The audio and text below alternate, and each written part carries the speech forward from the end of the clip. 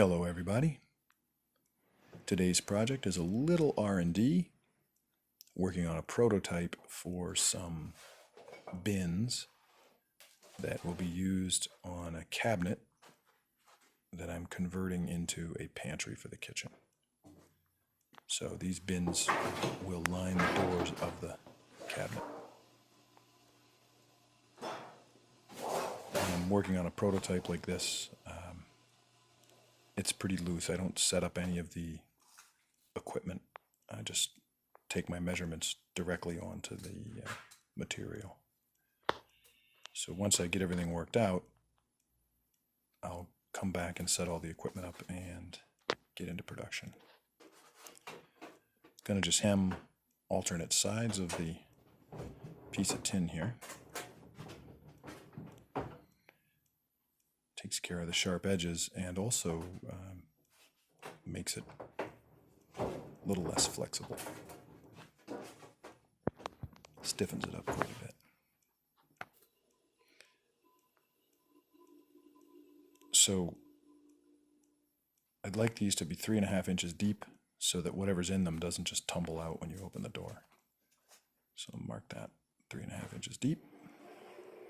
And I'm going to reset the dividers to 4 inches. That's going to be the width of the bin. And that's to fit a mason jar, a 1-quart mason jar. The space in the cabinet is about 12.5 inches deep. So the shelves within the cabinet are 8 inches. And these are 4. So they'll fill the space when the doors are closed. Just set those dividers. This is a great way to pull measurements along a piece of tin for a prototype or a sketch like this. And I'm just lightly tapping these with a wooden stick, so you're not gonna damage them at all that way. Here I've got the mark on the wrong side of the tin, so I'm just transferring that mark over. It's an easy mistake to make when you're working in the envelope. You really have to think out, as this thing folds up, which side is the hem going to show on, etc., etc. Fairly easy to just transfer that mark over. And the diacro bender has a pin. There's a series of holes in the side. You can just see them there on that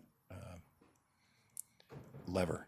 That little wheel at the back there has holes in it, and you can just drop a pin in that will make it bend right to 90. I want to just punch some holes to mount this thing, and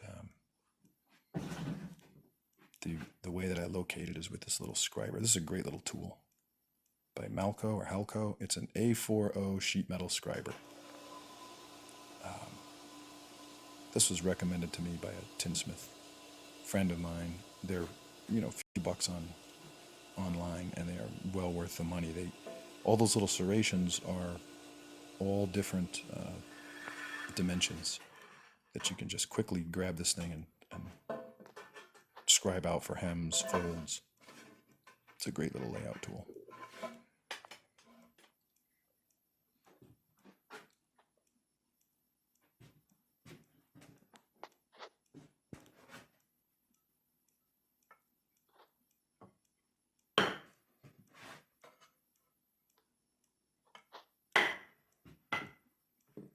Once you've got the center punch marks in there, you can kind of find them with the nib on this punch. You can't really see down in there too well, but you can find them with the nib on the punch, and then once you've found that center mark with the nib on the punch, you can punch fairly accurately.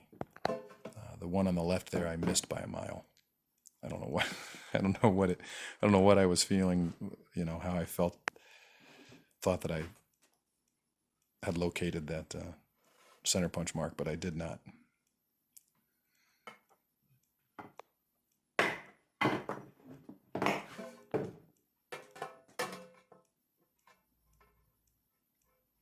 One mistake that I made here, I went 1 inch from that hem. And I think for the production run, I'm just going to go a 1/2 inch. It's a little tricky with trying to get the screwdriver in there when I mounted it. I thought it would be okay because it's, you know, you got 4 inches to angle the screwdriver, but I'm going to make it so you know. Now here, I know I'm going to get all kinds of comments about how I'm not using a push stick and it's terribly unsafe, and you know, obviously I've removed the guard for clarity. And, it's all right. You guys read the comments.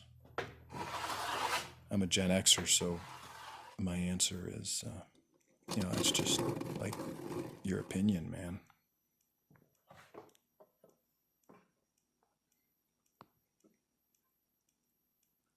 Just marking off here. Again, I'm not setting up any stops.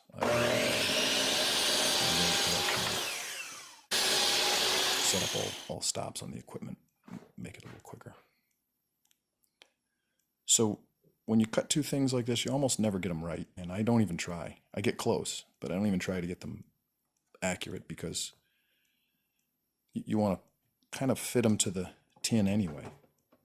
And so here you can see I have them flushed up on the left side where my left hand is holding them, and I'm just scooching them. You can tell if you really watch, you can see I'm scooching them just a little bit until I get a 30-second or so, and then I trim them both until they just fit in the tin nicely.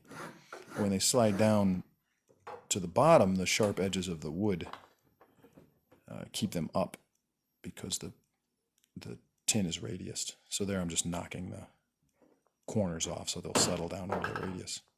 Got an old nail here, just using that to punch through the tin. You could use a center punch, use anything really to punch through this tin.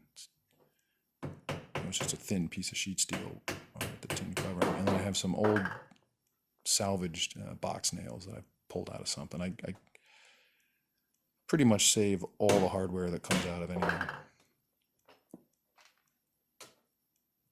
just because I like the look of older hardware in a project. Mismatched nails and things like that. You can see I'm kind of steering the things because they're all bent, you know, having been pulled out of another project, they're all bent up. So if they're really bad, I'll straighten them out. But if they're just mildly bent, I can usually steer them around.